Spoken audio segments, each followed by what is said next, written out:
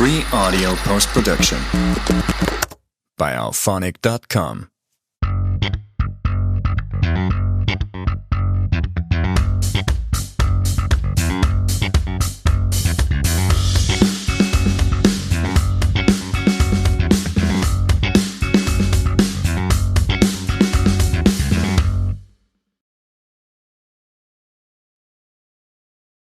J'articule mes accompagnements autour de 3 axes qui ne sont pas aussi forcément, formellement identifiés, mais en tout cas qui sont, omniprésents dans ce que je prépare, dans ce que j'explore avec mes clientes, mes clients.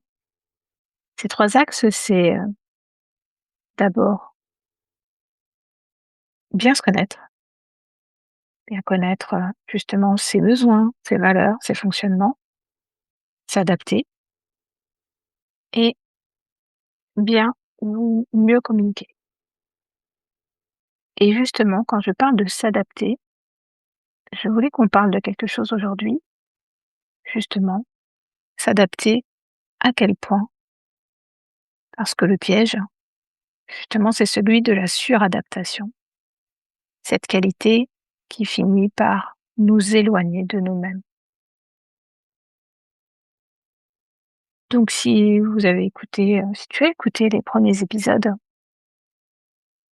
tu sais qu'après, 2 premières parties de carrière professionnelle, une, dans le salariat, dans l'industrie et une, dans la fonction publique, dans les écoles, plus précisément, professeur des écoles, j'ai choisi la voie de l'accompagnement à travers le coaching. Parce que le coaching, c'est la voie qui me plaît le plus aujourd'hui, parce que c'est celle qui me semble le plus respecter la liberté de chacun. Et la liberté, pour moi, c'est quelque chose de très important, quelque chose de primordial, et notamment, justement, la liberté de chacun, en fait.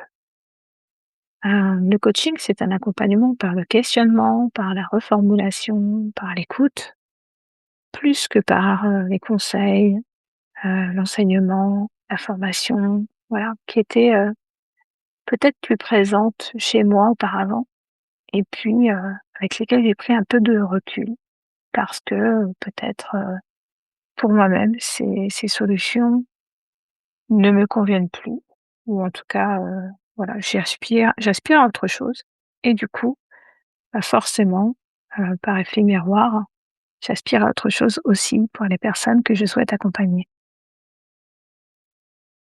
Donc la suradaptation, qu'est-ce que c'est? C'est justement quand on s'adapte tellement aux autres, à son environnement, à sa hiérarchie, à l'entreprise dans laquelle on travaille, que finalement on finit par s'oublier. Et évidemment, c'est pas ce qui est souhaitable pour n'importe quelle personne. Personne ne devrait s'oublier en fait. Vivre en communauté, vivre en société, c'est tenir compte des autres, mais dans les autres, on doit aussi s'inclure. En tout cas, c'est ma façon de voir les choses. Je pense que c'est important de ne pas s'oublier.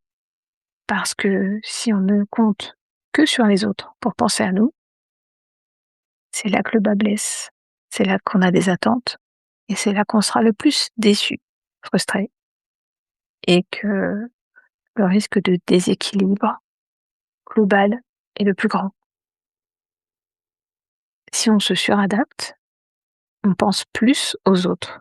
On estime que les autres ont plus besoin de nos soins, de notre présence, de notre écoute, de nos actions, de notre temps, de notre attention, que nous-mêmes. Alors oui, s'adapter à son environnement, s'adapter aux personnes qui vivent avec nous, c'est essentiel, on est bien d'accord. On n'est pas des sauvages, on n'est pas non plus des ermites. S'adapter sans se suradapter, c'est-à-dire qu'on ne doit pas s'oublier. À un moment, je pense que j'ai été dans la suradaptation et notamment dans mon dernier emploi, celui de professeur des écoles. Je pense que c'est très facile, hein, de se suradapter quand on est, prof des écoles. Si on fait ce métier, c'est parce qu'on aime les enfants, c'est parce qu'on aime, quelque part notre organisation en société et qu'on a envie que tous les enfants y trouvent leur place. Ce qui est évidemment, un rêve plutôt chouette, enfin je pense. Utopiste diront certains, mais voilà, je pense que l'utopie a sa place quand on fait partie des personnes qui œuvrent pour que l'utopie devienne réalité. En tout cas, je pense que voilà, pour ma part, je me suis suradaptée à un moment parce que, bah, en fait, on a envie de toujours bien faire. En tout cas, moi, j'avais envie de toujours bien faire. J'avais envie que tous les enfants progressent, que tous les enfants, réussissent à intégrer le système parce que c'est bien de ça dont on parle. L'école, j'étais en classe ordinaire, hein, en milieu ordinaire, donc avec des élèves, qui ont des compétences, on va dire, classiques, qui n'ont pas de handicap particulier ou en tout cas pas de handicap décelé et qui, normalement, doivent suivre leur route, doivent trouver leur chemin, parmi, ce qu'on leur offre dans le milieu ordinaire. Et c'est là que c'est parfois compliqué parce que, bah, on a une classe entière avec des élèves qui sont, tous différents, qui ont des environnements familiaux différents, un environnement local peut-être, relativement, proche puisque l'école est physiquement, délimitée géographiquement, mais des réalités familiales très différentes avec, justement des points de départ, on va dire, très différents. C'est une richesse, en tout cas moi c'est comme ça que je le vois toujours. C'est une superbe richesse d'être différent et évidemment ça a un coût aussi parce que, bah, la différence n'est pas toujours très bien tolérée. Donc c'est le rôle pour moi de l'enseignant, de l'enseignante, de faire en sorte que les enfants apprennent à vivre ensemble, apprennent à grandir ensemble et c'est ce que je trouvais, chouette dans ce métier. Sauf qu'évidemment à un moment, ben, la charge fait que, oui, se préoccuper de chacun des enfants, oui, se préoccuper de la bonne tenue, le bon déroulement du programme scolaire, oui, se préoccuper hem,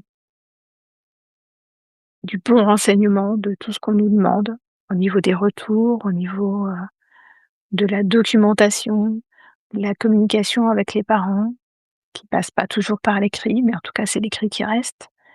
Enfin bref, en tout cas, ça fait beaucoup et bah, oui, je pense qu'à un moment, je me suis un peu oubliée parce que ça faisait trop à gérer, en fait.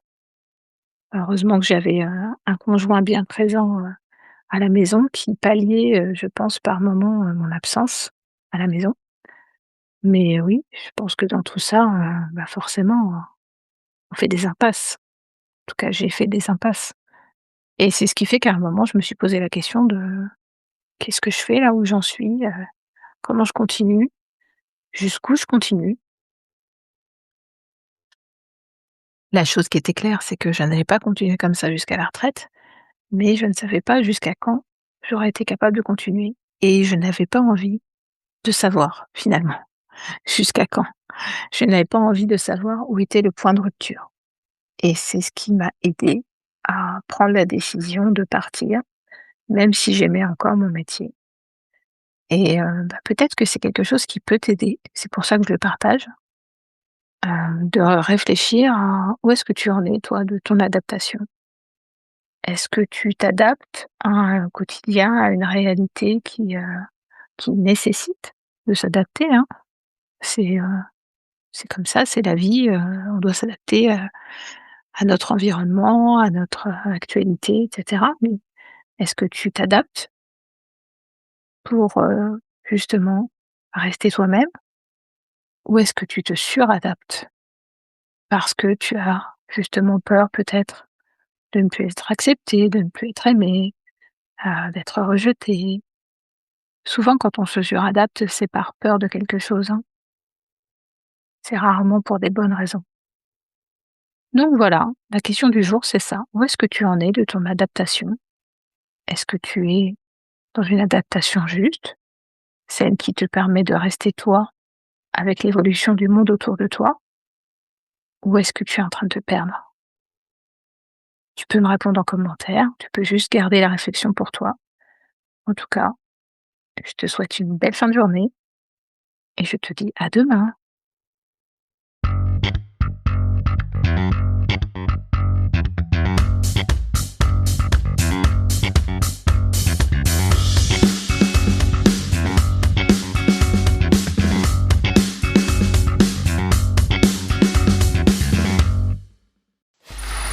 Free audio post-production by alphonic.com.